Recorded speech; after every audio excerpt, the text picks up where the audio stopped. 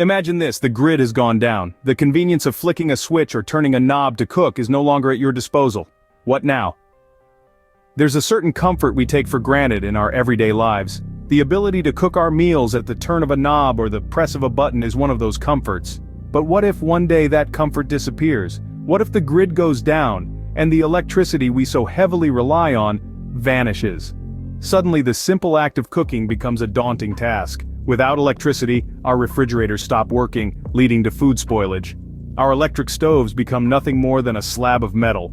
Even the microwave, that quick fix for a hot meal, is rendered useless. These are just a few of the challenges that we may face when cooking without electricity. In such a scenario, being prepared is not just an advantage, it's a necessity. The importance of having alternative cooking methods at your disposal cannot be overstated. It could mean the difference between a hot meal and a cold one, or in extreme cases, between hunger and satiety. Now, you might be wondering, what are these alternative cooking methods? Well, let's just say we've got a few tricks up our sleeves. From the primal art of open-fire cooking to the modern convenience of a generator-powered grill, there's a whole array of options waiting to be explored. And it's not just about survival, it's about adapting and thriving in a world that's different from what we're used to. It's about harnessing the power of ingenuity and resourcefulness to turn a challenge into an opportunity. But fear not, for every challenge there is a solution, and in this case we've got quite a few up our sleeves. Stay tuned because you won't want to miss this. First up, the primitive yet effective open-fire cooking. Open-fire cooking, it's a method that dates back to the dawn of humanity. It's simple, it's straightforward, and it's been keeping us fed for millennia. There's a certain allure to it, a sense of connection to our ancestors, a raw and primal satisfaction that comes from harnessing the power of fire to transform raw ingredients into a meal. But let's peel back the layers of romanticism for a moment and get practical. Open-fire cooking is a skill, and like any skill, it requires practice. It's not as easy as tossing a steak onto a bed of flames and hoping for the best. You need to understand the different types of fire.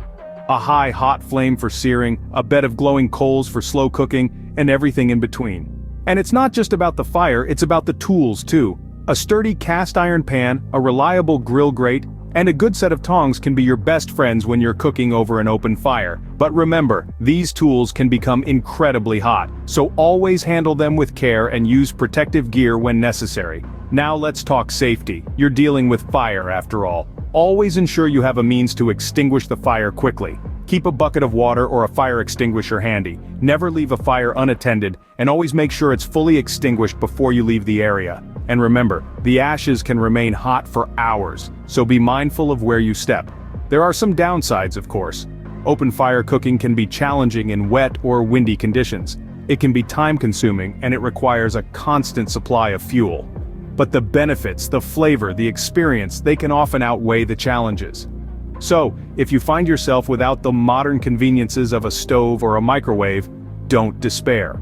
Harness the power of fire, embrace the art of open fire cooking. It's more than just a survival skill, it's a way to connect with our past, to appreciate the simple pleasures of a well-cooked meal.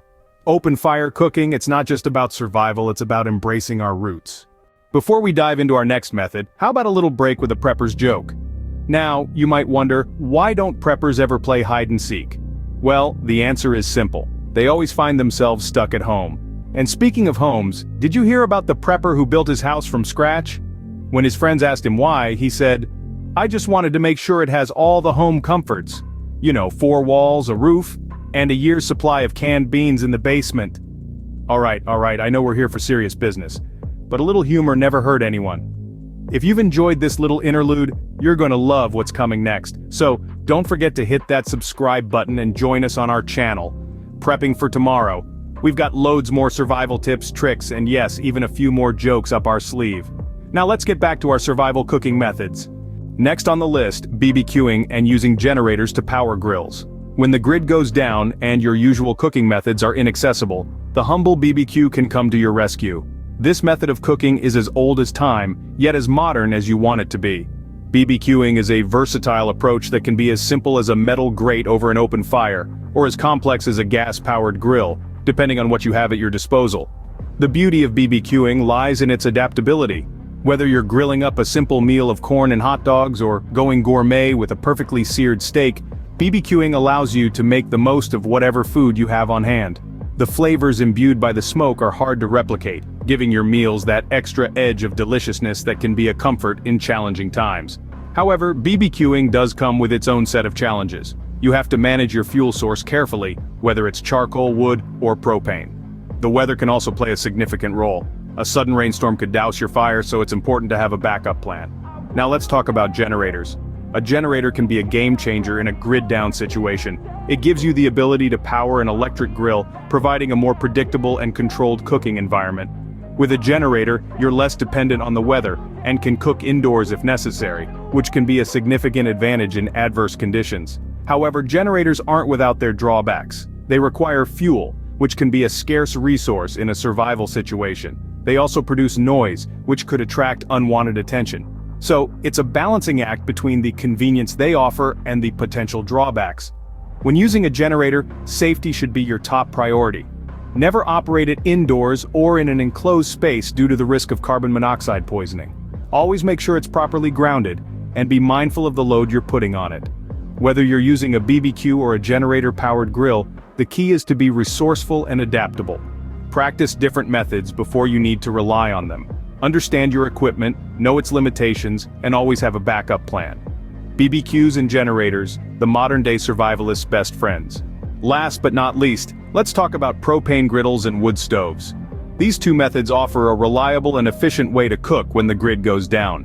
They're like the trusty old guard, always ready to step in when modern conveniences fail us. Propane griddles are a simple yet effective solution for off-grid cooking. Essentially a flat metal plate heated by propane gas, these griddles provide a large cooking surface, perfect for everything from frying eggs to flipping pancakes. They're portable, easy to use, and best of all, they don't need electricity. However, they're not without their cons. Propane can be expensive and it's not renewable. Once you're out of propane, you're out, unless you've stockpiled a significant amount. There's also the risk of propane leaks if the griddle isn't properly maintained, so regular checks are a must. Now, onto wood stoves. These are the granddaddies of off-grid cooking, dating back hundreds of years. If you're looking for a truly self-sufficient way to cook, a wood stove is your answer. All you need is a bit of wood and you're good to go.